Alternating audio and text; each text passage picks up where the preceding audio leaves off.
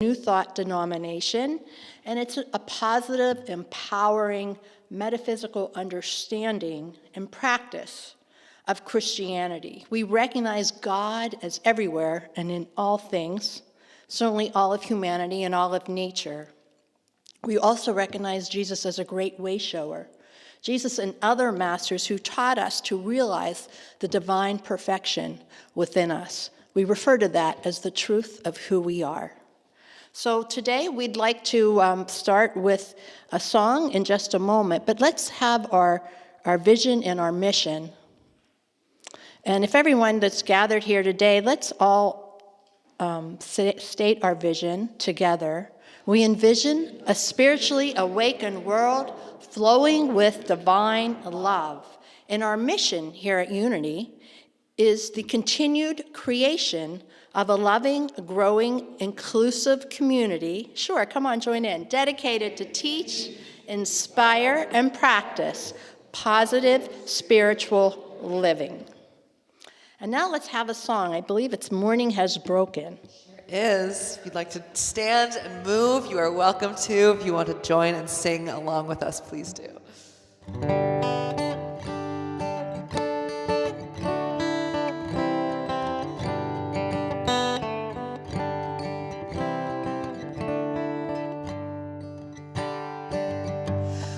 Morning has broken like the first morning. Blackbird has spoken like the first bird. Praise for the singing, praise for the morning, praise for them springing fresh from the word. Sweet the rain's new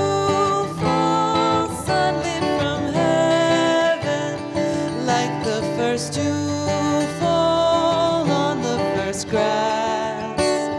Praise for the sweetness of the wet garden, sprung in completeness where his feet pass.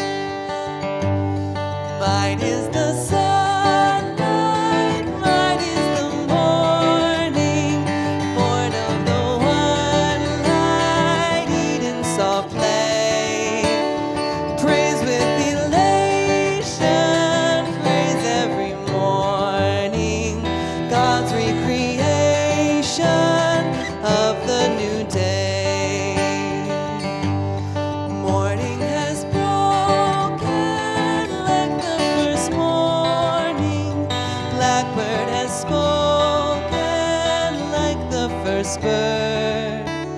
Praise for the singing, praise for the morning, praise for them springing fresh from the word. Thank you, everybody. Thank you. Thank you, Lucy. Thank you, Bryce. Now let's, with that fresh awakening of the recognition of morning has broken, meaning we have bloomed, we are blossoming as we awaken in that world of spirit, of that God within us. And let us now connect as we turn within for prayer. Divine Creator, we open our hearts and feel your presence. And it is with a grateful heart that we give thanks for this day and the gifts of life, of nature, of family, of friends, of our Unity community, and our neighbors, and all those brothers and sisters within the world. We stand here today, we come together today for that inspiration so that we may serve our higher purpose, that we may develop our spiritual consciousness fully, bringing forth, shining forth that reflection of divine love. May we express joy and wisdom in all that we do through our compassionate hearts as we envision a unified world in love and in peace, living in harmony, sharing generously all the gifts of the divine. In this season of Thanksgiving, we recognize the kingdom, and we are grateful.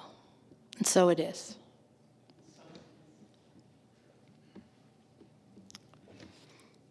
Now I'm going to light our unity candle, also referred to as the Christ candle, as we recognize that one unified light of God that's present in Jesus, who became the Christ, present in you and me and all who walk the earth. We give thanks for that light that illumines our mind, that illumines our heart, and allows us to walk that path of peace.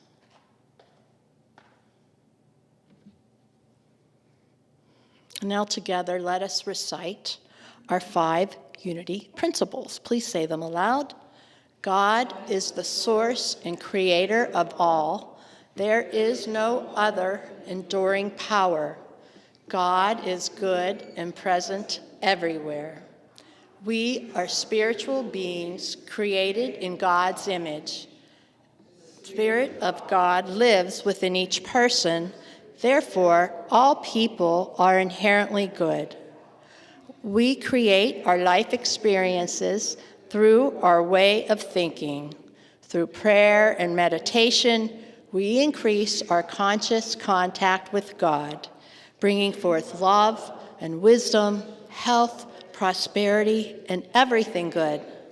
Knowledge of these principles is not enough. We must live them.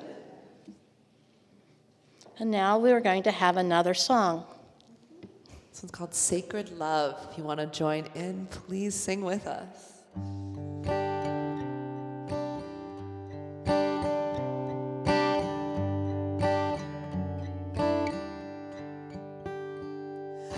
You are sacred love, sacred love is all that you are. You are sacred love, sacred love is all that you are. You are sacred love, sacred love is all that you are.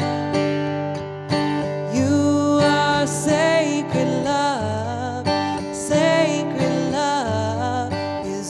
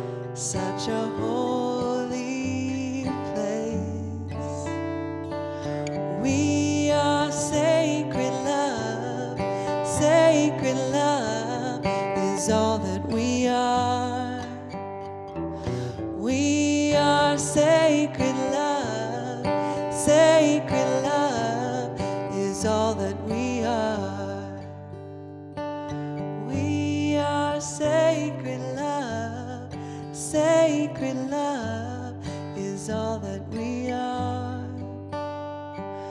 We are sacred love. Sacred love is all that we are. That was beautiful. Thank you. What a great affirmation. I'm filling this chapel with such divine light. Thank you so much. And now let's move on to our guidance from the Daily Word. And the Daily Word is a magazine, if you will, of affirmations and a reminder for each and every morning of all that we are. And we'd like to start and include in our Sunday service a reading of the Daily Word. Today's Daily Word is guidance. I am divinely guided moment by moment, breath by breath. With certainty and assurance, I go forth to do what is mine to do. I trust in all things are working for good, even during the most trying times, those worry times, those times when we don't feel that connection. We know that through our faith, all will be well, regardless of appearances, just as the sun shines after the rain. In times of uncertainty, I turn within. I pray. I enter the silence. I connect, where I can better discern that still, small voice of God within us. I relax and I pay attention to my intuition, which is always giving me information. I just need to listen deeply to that and my soul's calling, which guides me. I am open, I am receptive, and I manifest that guidance in many ways. I take action. I know and I claim my oneness with God. I dare to reach for my dreams. I open to receive information on what my dreams truly are. With unshakable faith, I go forth, expecting to receive clear guidance and to direct from that Christ consciousness, that center of my being within me. In Psalms 32, verse 8, it is written, I will instruct you and teach you the way you should go. And together, let us affirm 3 times aloud, divine guidance clears and lights my way. Divine guidance clears and lights my way. Divine guidance clears and lights my way. And so it is. And now let us hold in our mind's eye all the children in our lives of all ages, and children in our neighborhoods, our communities, the schools, across this great nation, across the world. Let us think of all the children now. Hold them in your mind's eye. See them smiling. See the light of God shining down upon them. And let us hold them in wholeness. Let us hold them in love. Let us see them protected by the light of God, that they are not harmed.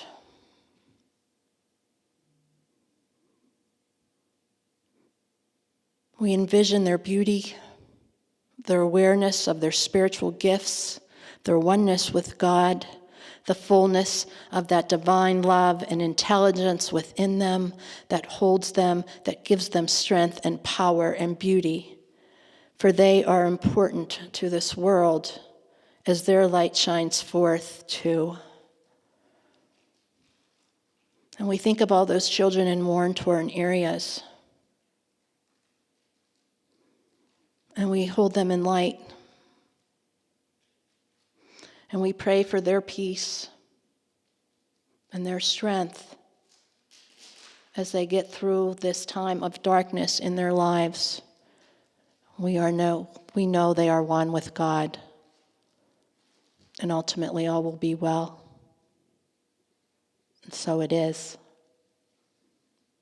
And now let's add an extra little prayer for 2 children, Unity children of sorts.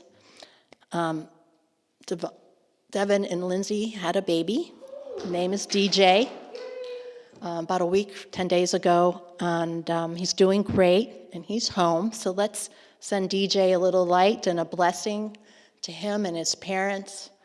We hold you in love. We're so happy for you, and we know you are great parents, and that God will direct all of you in love. And we also want to say a prayer for our community member Joyce, her grandson Bryson, who's a newborn also and is having a little difficulty. We know that he is held in the light of God, and he too will heal, and all will be well. And so it is. Children. So now let's move on to our prayerful intentions. When you came in, hopefully you received a piece of paper, a prayer request. If you haven't, we can get one to you. Just raise your hand. But what you want to do now, if you haven't already, is write down a request for prayer. Those in your family, in the world, in your community that may be in the need of prayer. And perhaps it's for yourself, and that's all good. So let's jot down any names on that piece of paper.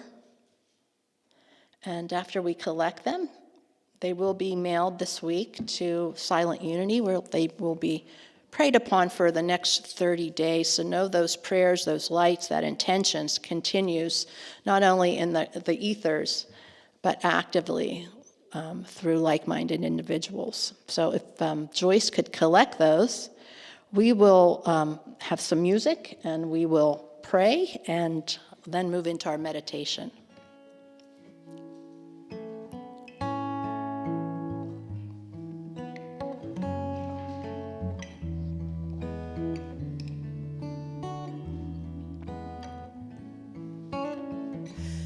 In this moment, in this place, I remember who I am, letting fear and worry fall away from me. I open my eyes to see there is only love. There is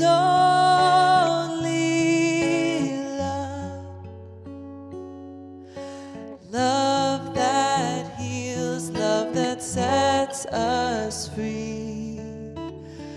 There is only love.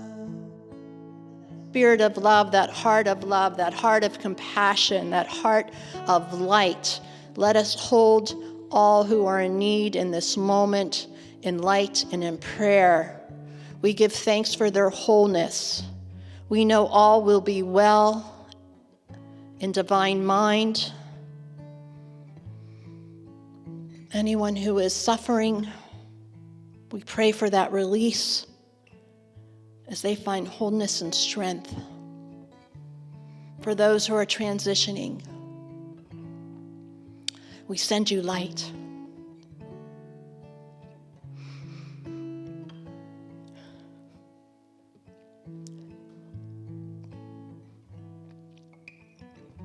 For those who are incarcerated emotionally or in physical prisons, may you find that light of God within you. May you find that strength and power within you. May you call upon the Christ and all the ascended ones to lift you up. And now I hold time for you for your special intentions.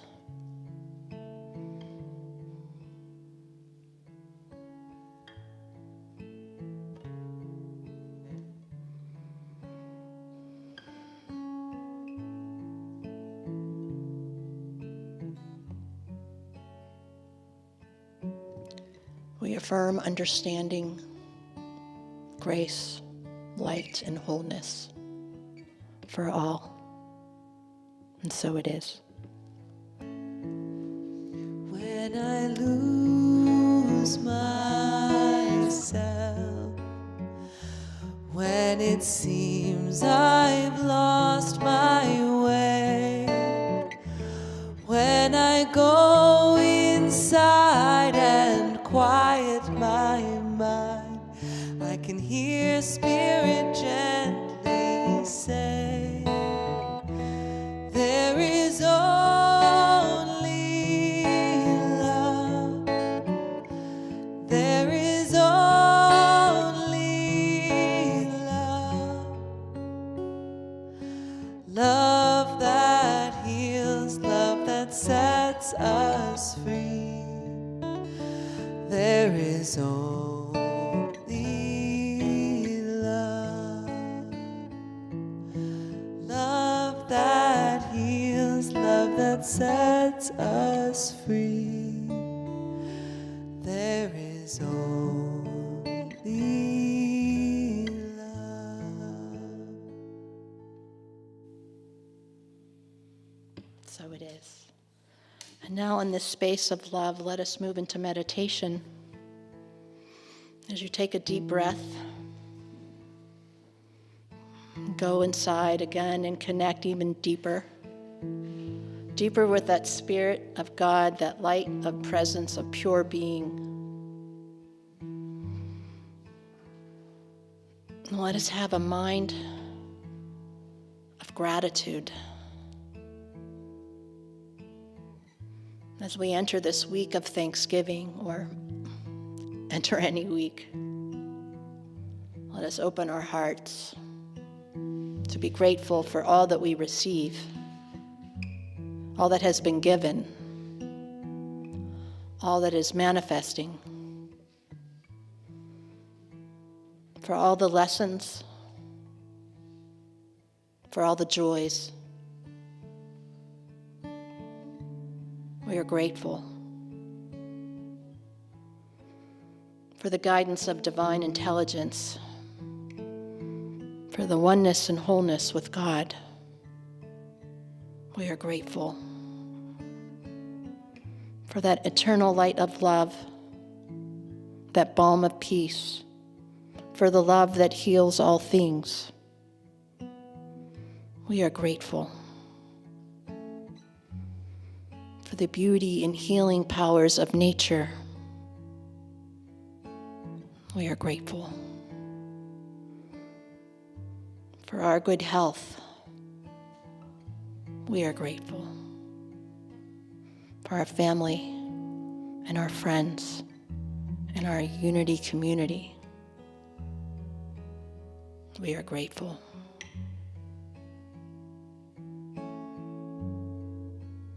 We are grateful for that divine Spirit, and I leave you here now to listen for the voice within.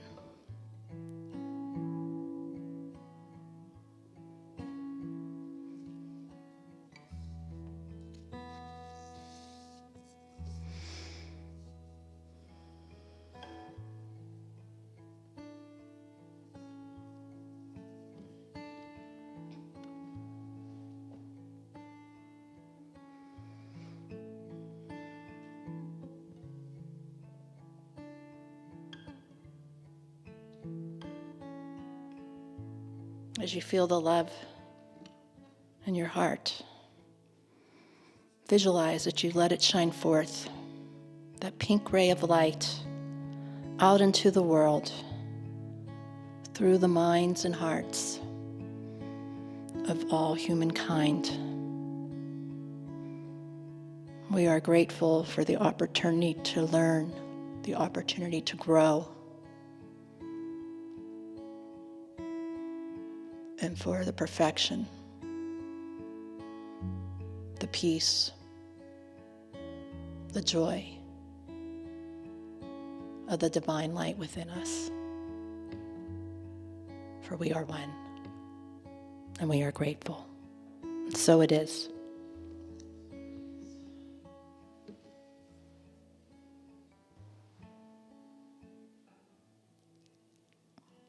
And if you haven't already, please bring yourself back. Feel the seat beneath you as we now have a special song. Thank Please. you for that meditation. I'm still coming back into myself, but perhaps a song will help. So in picking this week's special music, I was thinking about Thanksgiving, of course, and I was thinking about the power of this ritual of Thanksgiving, not just of the practice of gratitude, because we could all have a gratitude practice individually and privately, but the ritual of gathering and of celebrating abundance, not just of food, but of love. So I wanted to share this song with you that is actually a song that I sang in my church growing up. I have amended a few lyrics slightly to suit the unity principles, but I just thought it was a perfect tribute to the spirit of Thanksgiving and of love and abundance. So this is Table of Plenty.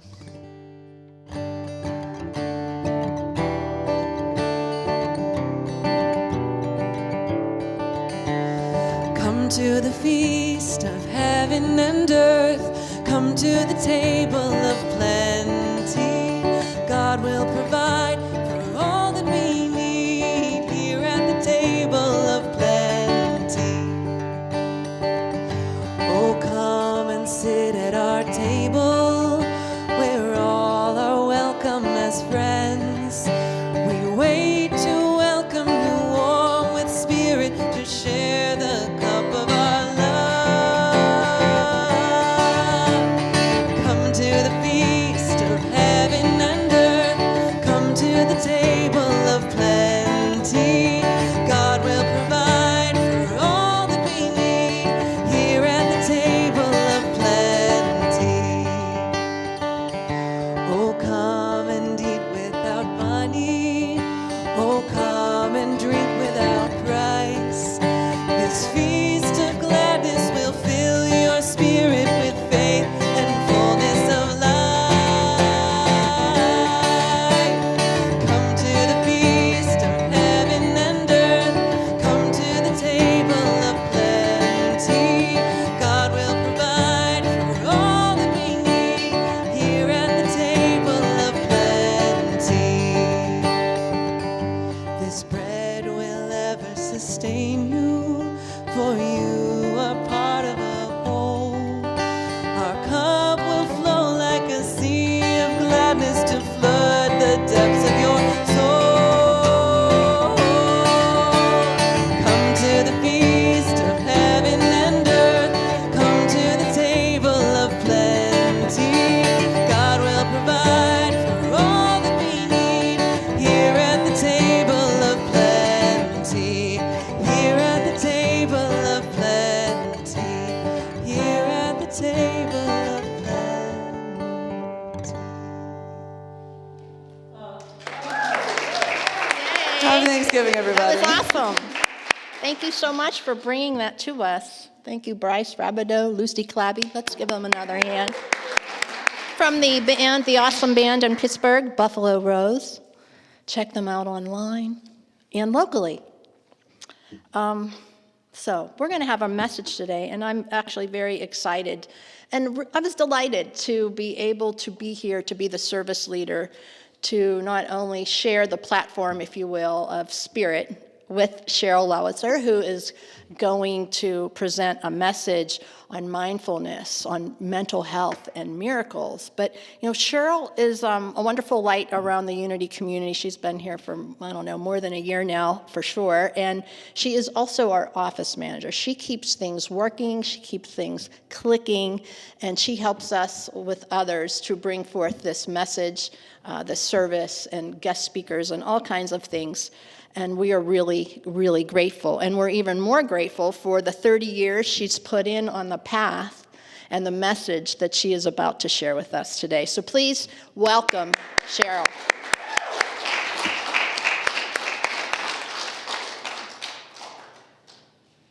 I'm really grateful for this image. Mariko is actually our office manager. I'm helping out with operations consulting. Just a clarification there. I'm really grateful for this image because one of my yoga teachers would always say, may you live like the lotus at home in the muddy waters. And the story I'm about to share with you, which I hope blesses you in some way, shape, or form, has had its muddy, mucky moments. One of the reasons this talk came to me as I was listening to the Circle of Atonement podcast recently, and heard Robert Perry mention Houston Smith. He was a contemporary of Timothy Leary and the gentleman who eventually became Ram Dass in Harvard when they were doing all the altered states experiments. And he said, the goal of spiritual practice, he was a professor of religion at Harvard, is an altered trait which all of the spiritual traditions promote. Compassion, charity, kindness, balancing the physical world of objects and possessions with our spiritual goals, our love of spirit and all beings, because I believe we are spiritual beings having a human experience, versus the brief passing of an altered state. I think we've all here at Unity experienced moments in meditation or listened to music when we actually have almost an out-of-body experience. And it passes because something happens, right? Everything is always happening. So mindfulness and mental health and miracles. Patty's going to pass out some paper and pens, and we only have 3 clipboards, so you might have to use your laps. If you're at home, please get a writing implement and some paper, because this is going to be a little bit more interactive. I want you to jot down what you think about, what word, just a word, comes to mind. Oh, I have it. Oh, why do I have it? I don't know why I have it. See, stuff happens. If you're at home, or as soon as you get your paper, I want you to think just of the first word that comes to mind when you think mindfulness. What are the first words that come to mind when you think mental health? And what's the first word that comes to mind, or first idea that comes to mind when you think miracles?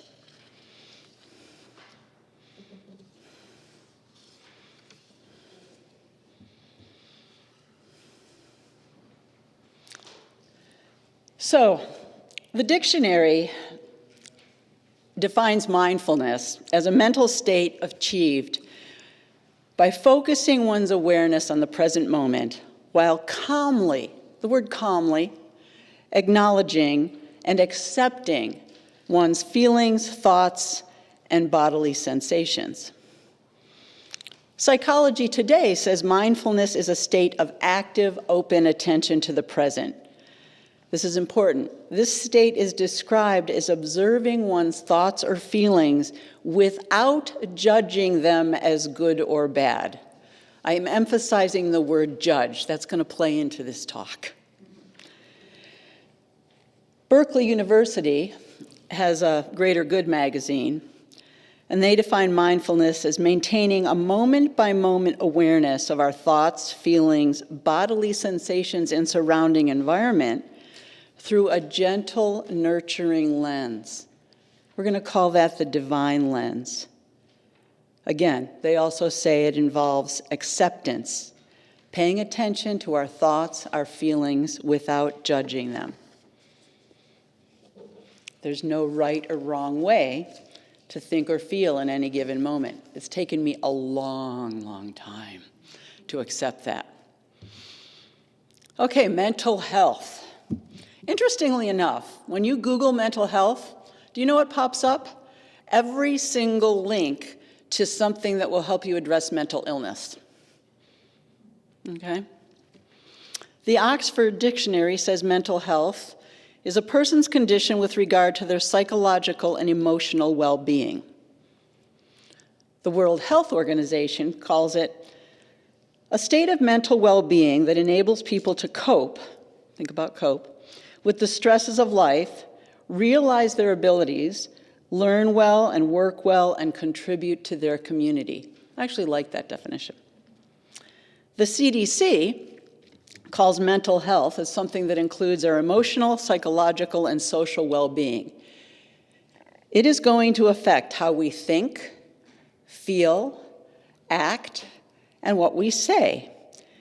It determines how we handle stress, relate to others, and whether or not we can make healthy choices. What I like about the CDC's definition is they say mental health is important at every stage of life, from childhood to adolescence, and through our adulthood. Now, there's another definition. It's a gentleman named Eric Cusin that I discovered. He has a hashtag #SameHereGlobal. He believes, and I agree with him, that mental health lives on a continuum, or in simpler words, a scale that stretches from thriving to sinking, okay, into a dark hole, all right? I popped up there really quickly. I have not always, all right? So in this scale, he believes every one of us all over the world, especially after the pandemic, we live and move at different points in our lives, sometimes even at different points in a given day, somewhere on this scale, okay? So, what I'm going to share with you now is something that is very, very personal and a little scary to share, although I share bits and pieces of it all the time because my life is an open book, kind of. So why do I think that I am qualified to speak on the topic of mindfulness and mental health and miracles? Well, here's the Cliff Notes summary of my life. 64 years in 5 seconds, maybe 2 minutes. I come from a loving, mentally interesting family. Slide, please. Matt. Okay. You see that lovely couple? Those are my parents. 5 years later, you can see my dad's already looking overwhelmed. The Christmas tree, the silver Christmas tree, okay? At 7, peace on earth, my mom put us on that piano bench every single year, okay? And then Kevin, and I want to thank you, Lucy and Bryce, for singing Morning Has Broken, because that was the song we played at my brother's service. And that was 35 years ago, and it can still make me feel a little kerflimped. That's Kevin. He's the guy second from your right, okay? 22, all right? So, I put myself through an Ivy League school, and I was so ashamed of my father, the bus driver, when I graduated, I forgot to tell him the date, and he didn't have that day off. It was not my finest moment as a human being, okay? I've been married and divorced twice to 2 wonderful men who had no idea that my choice to marry them was not made from a space of mindfulness, okay? It was made from running away from things that scared the hell out of me. I had a very successful career with Mellon Financial. I helped the second husband run a restaurant at the same time. I moved my parents to Pittsburgh, lost my mom right after 9/11. I got laid off. I learned everything not to do as a solopreneur. I took care of my dad. This was a huge opportunity over 11 years for the forgiveness that Beth talked about last week. Huge, huge. I grew up as a teenager. I was ready to just put my father under a bridge and leave him there, okay? I moved to Boulder, lost another brother, lost my dad, lost several cousins, and when you grow up in a puppy pile, my mom was one of 16, I have 47 first cousins, when you lose them, a group that's that close, people just don't understand. It's like losing another, pieces of my heart just kept getting torn out. I truly committed in Boulder to that healing journey that Lucy and Bryce talked about in There Is Only Love. That's where I truly began to find out what it meant to heal. It was not a pretty journey by any stretch, and it was one of the most priceless gifts I've ever received. So I attribute the fact that I'm standing here and feeling very grateful this Thanksgiving week, which is my favorite holiday, to share with you, as opposed to lying in bed in the fetal position, sucking my thumb, or pushing up daisies in a green cemetery prematurely, to 3 things. My family. Okay, I have not always enjoyed swimming in this gene pool, all right? My father, God bless his pointed little head, was one of those men who was, Himalaya highs, Death Valley lows. Back in the day, they called it manic depressive. Had he had treatment, they would have diagnosed him as bipolar. All right. Of the 6 of us, you don't see Claire here because she was, the oops baby. She was born when I was 12. I would say that every single one of us has been affected by this genetic predisposition. Oh, yeah. However, the strength of this family and learning what I've learned from my parents and my siblings, my spiritual family, specifically at the Unity of Boulder, I was embraced, accepted, and loved during some of the darkest, we're talking dark. Think black and then go darker than that. Brene Brown and her TED Talk on vulnerability and shame led me to Rising Strong and every other book she's ever written. My cousin, whom I adore, introduced me to A Course in Miracles 40 years ago. Marianne Williamson, and then having the courage to actually study these principles, it's taken a lot. So we're coming up on Christmas, and those, the Christmas Carol? How many of you have actually seen or read Charles Dickens' A Christmas Carol? Is everyone here familiar? All right. So you've got Marley, right? He is wearing those chains, right? Huge, heavy chains, all right? Now, imagine doubling that weight, tripling it, maybe quadruple it, okay? It's the heaviest possible weight around your neck and your heart, and it's almost dragging you to the ground. And so if you can imagine this, even in some small way, you have some sense of what it feels like to carry the shame of mental illness in your family or in yourself, okay? It sucks. And the reason I capitalized am is because whether it's you, a beloved family member, who suffer from depression or bipolar disorder or any other mental illness that's listed in the DMV, which is DSMV, which, if you don't know, is the Diagnostic and Statistical Manual of Mental Disorders. There's a 5th edition. Each one of the links in that heavy chains proclaims to you, I am unworthy. I am unlovable. I am broken. I am a loser.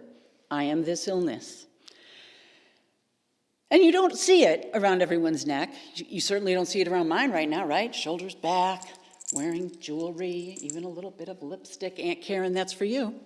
She's watching from Georgia, I hope. Because we can show up for work, we can love kids, our kids, we can go to school, we can post a joke on Facebook, we can smile for a photo, and sometimes function pretty well. But we're okay. And probably up until, last couple of years, it was really too scary and too hard to share any of this with anyone. Shame and everything, right? Talking about depression is kind of depressing. Come on. Who wants to be the Eeyore in your circle of friends? It's so much more fun to be Tigger or Pooh or even Owl. But when we're in the dark, it's impossible to remember that light exists until someone who loves us, okay, or whom we admire because they own their own stuff, shines a light on us when we're sitting in that dark hole. Maybe they throw a ladder, and it's got the really strong rungs we can use that we can climb out. Like that hole can be deep and dark, and the walls are slippery, and you cannot get a foothold or a handhold. But if you have someone that loves you, they can help you cope. And that acronym, write this down, stands for compassion, C, owning your SH asterisk T, persistence, and exercise. Now, compassion is really important, and it took me a long time to get to the place where I could feel compassion for my dad and not be angry at my brothers and sisters. My sister is the most courageous woman I know. She has faced and dealt with bipolar disorder for over 40 years. Okay, she's a year younger than I am. My brother, not Kevin, another brother, thanks to the love of a wonderful woman, he got pulled off a bridge, overcame an addiction, and was absolutely, one of the best fathers that I've ever seen. He did all the things that my father was unable to do. He died of a rare cancer 5 years ago, maybe longer, 2012? Yeah, that's longer than 10 years ago. How time flies. My surviving brother is one of the most resilient young men I know. His challenges with mental health took him to places you and I couldn't go. Living on the streets, incarceration, which is not a mental health treatment plan, by the way, even though the United States believes it is. And he is incredibly strong and, doing very well. But I want to tell you, that I, myself, have lived with a chronic low case of the blues, they call it dysthymia, ever since my early 20s. And I fell into a black hole in Boulder just after losing my second brother and my father and cousins. It was August 2014. Robin Williams had just taken his life, okay? The house where he filmed Mork and Mindy was in Boulder, and I would walk past it. And that summer, the crimes that my Supreme Court in my head was accusing me of were unbearable. Okay? You were a terrible daughter. You were a terrible sister. You were a terrible friend. You failed in marriage. You failed in business. You're old. You're unaccomplished. You've wasted your life. Hell, if Robin Williams can do it, so can you. I Googled how to commit suicide painlessly. There really isn't one. I listed the pros and cons. I spent entire days of bed. When I did get vertical, all I did was cry. The only thing that kept me from taking drastic, irreversible action was the fact that my surviving siblings would kill me. I mean, I just knew it. They'd be really pissed. And, the truth will set you free, but Werner Erhard said, first it will piss you off. And it did. So the fact is, anything, anyone considering ending their life, at least in my experience, it's going to be incredibly painful in some way. If not for you, for the people you leave behind, all right? So you might have seen, I made jokes about getting a tattoo, that I'd be the only person that went to my grave without one. You might have seen this semicolon. All right, so I found this, and my cousin and I got these tattoos together at a tough time. When you're writing, a period is the end of a sentence. A semicolon is a pause. It means the sentence isn't over. And project semicolon is a reminder, a metaphor for people saying, your story isn't over yet. And what comes after reflects what's gone before. So, I practice that C, compassion and commitment to my spiritual practice. I mean, a year-long study group of A Course in Miracles, I wanted to just throw that book out the door so often, right? I watched and listened to Kristen Ned's TEDx talk about self-compassion, all right? And I prayed. But, prayer isn't enough. In our unity principles, knowledge of these principles is not enough. We must live them. And I'm going to say we must live by them.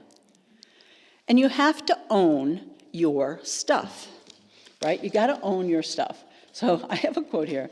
Marianne Williams says, where am I placing my faith? In the pain or in the healing?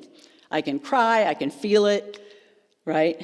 But it doesn't matter how I got to using the defense mechanisms I used, and I used them all. Anger, self-pity, little miss woe is me, disordered eating, compare and despair, fear, procrastination. She helped me realize they are mine. Can't blame Dad.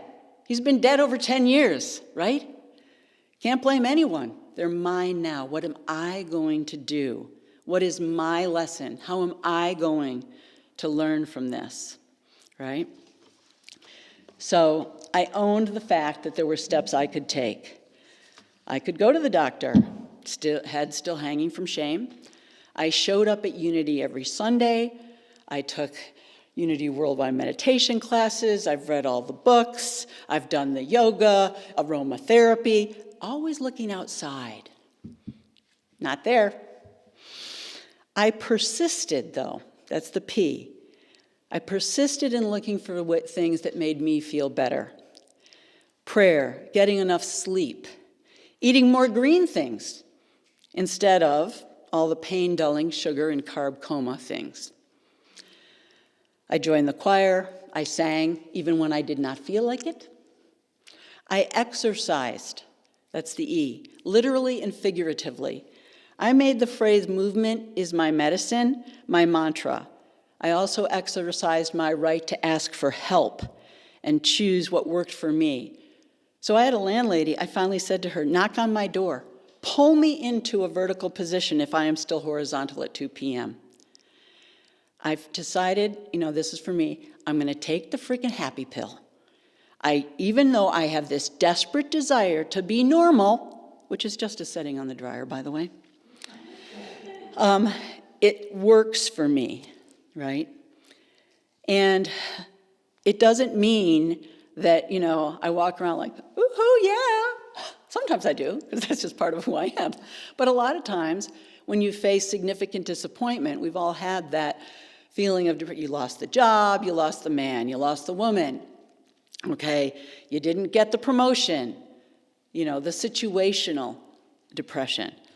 But sometimes you have the, what I call just chronic underlying. So I finally allowed my mind to loosen its vice grip on Groucho Marx's quote, I don't want to belong to any club that would have me as a member, okay? I did not. I took the NAMI, it's actually the National Alliance on Mental Illness, I call it the National Association for the Mentally Interesting. I took their family to family course, and it all came together in a miracle of acceptance and love and understanding that allows me to share this with you today. So that's why when you actually share, okay, what's going on, you realize, we remember, we are loved, we are lovable, we are going to be okay. So, here's your second assignment, writing assignment for the day. How has mindfulness and mental health and miracles shown up for you this morning or this week? Concrete terms. Did you refrain from saying something mean? Did you think something loving for someone that normally you might judge, especially yourself? Okay. Did you experience a miracle? And I want to end with how A Course in Miracles defines miracles. Miracles occur naturally as expressions of love. The real miracle is the love that inspires them. In this sense, everything that comes from love is a miracle. So the miracles that I have experienced is embracing, the entire continuum of my own mental health. And Mac, you can put that other slide up now, please. This is the Same Here scale. And it's Eric Cusin's belief that it exists on a scale. And I have been at every single one of those. And by being mindful and by being open to miracles as being everything that comes from love, I have my own home after 20 years of being a renter after my divorce. I have shown, I think, remarkable resilience in the face of great disappointment, even as recently as yesterday around work. My car got stolen in 2022. I found it. It came back. I've very much been blessed by amazing travels all over the world, by friends who care deeply and that I enjoy very much. And my goal, as I continue to sage, which is not aging, is to pay it forward. And I hope that as you consider a different way to think about mindfulness, mental health, and miracles, that you will experience even more and more miracles in your life the rest of the day, this wonderful Thanksgiving week, the rest of this, what can be a very crazy, and I use that term really, really selectively. And I'm going to leave you with one of my signature moves, which is a 3-breath hug. This is for you, Debbie, because we are all in a hug deficit. Do you know you need 12, at least 12 a day for mental health? It's science. You can ask the great Google. Okay, that's it. Again, I wish you love, I wish you miracles, and I thank you for listening and letting me share my story.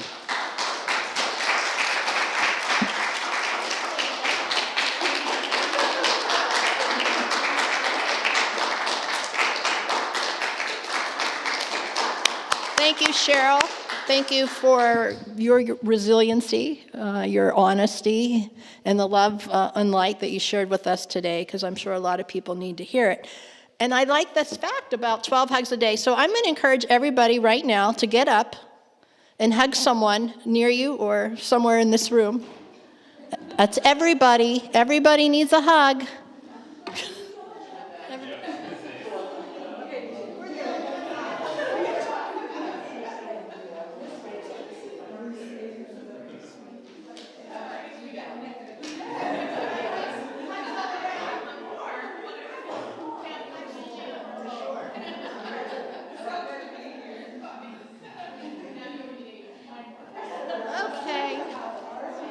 I think you're right. I see the healing going on with all the hugs. And if you're at home and there's no one else around, hug yourself and think about who you might want to hug and send them a hug through the ethers. Okay, guys, we need to get back to our seat if you can. Yes, okay, so we're going to have our prosperity practice. And as I think you know, we do rely on your donations to continue this ministry, to continue to bring you inspiration and hopefully enlightenment and guests and all kinds of cool experiences. So please give generously as Spirit gives to you. And I think we have a song while we collect your tithes.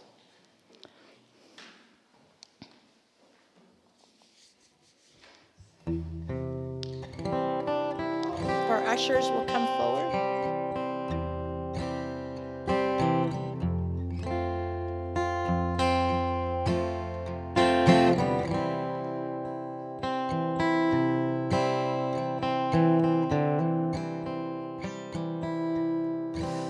You are the face of God.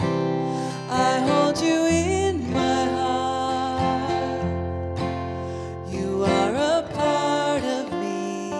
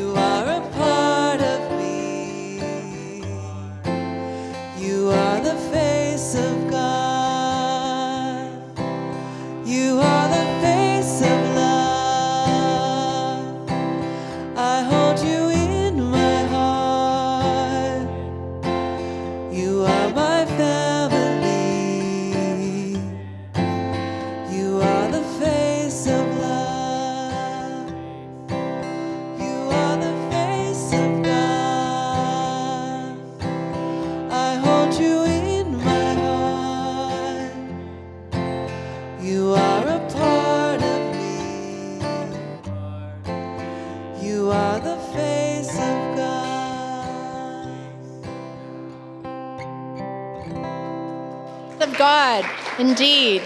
You are the heart of God. You are the light of God. And with that thought, let us say our prosperity prayer that I forgot earlier. It's never too late. Divine love through me blesses and multiplies all that I have, all that I give, and all that I receive, and I am grateful indeed. So we do have some announcements other than having a wonderful Thanksgiving this week and enjoying family and friends. We have a class coming up on Sunday, November 26th. I believe that's next week, right? From 12 to 1:30. It's going to be a monthly presentation is now being offered for anyone discovering or exploring the Unity spiritual philosophy. It will be a 1.5-hour overview and will introduce the origin of Unity and the basic spiritual teachings. You'll learn what is unity, and you'll be guided to materials which can help empower your growth and help you to learn more and gain greater understanding. Anyway, come and join in. You don't have to be new to Unity. Sometimes a refresher is good, and sometimes just bringing your energy lifts all who collect into the class. So if you have time, please come by. I've gone to it in the past, and I enjoyed it. Bobby had led it, and I believe Bobby and Marianne will be taking turns or participating jointly. We also have in December, third annual holiday sing-along luncheon, December 9th, 12 to 3 at Marianne Hackler's home. If you haven't ever joined in one of these, it's very fun. It's a really nice way to spend time with your Unity community, get into the spirit of the season, and just enjoy each other and the light of God within.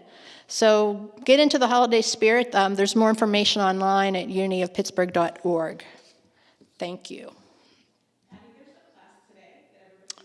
Oh. Okay. What's the class today? So sorry. Somatic movement. Okay, there's a class today at 12:30 on somatic movement. So if you aren't here and you don't live too far by, you still have time to get here. And if you're all able to stick around, you might want to find out more about the somatic journey. Okay, so let's have our closing song if we can, please. Of course we can. Let's sing it together. Yeah, let's do that. Now there is peace on earth, and it has begun with me.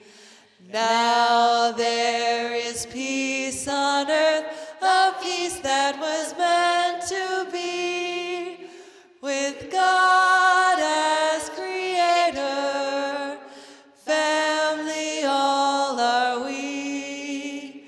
Now we walk with each other in perfect harmony. Peace has begun with me, and this is the moment now. With every breath I take, let this be my joyous vow, to take each moment and live each moment in peace eternally. Now there is peace on earth, and it has begun with me. And let us pray. The light of God surrounds me. I am light. The love of God enfolds me. I am love. The power of God protects me. I am power. The presence of God watches over me. I am presence. Wherever I am, God is, and all is well.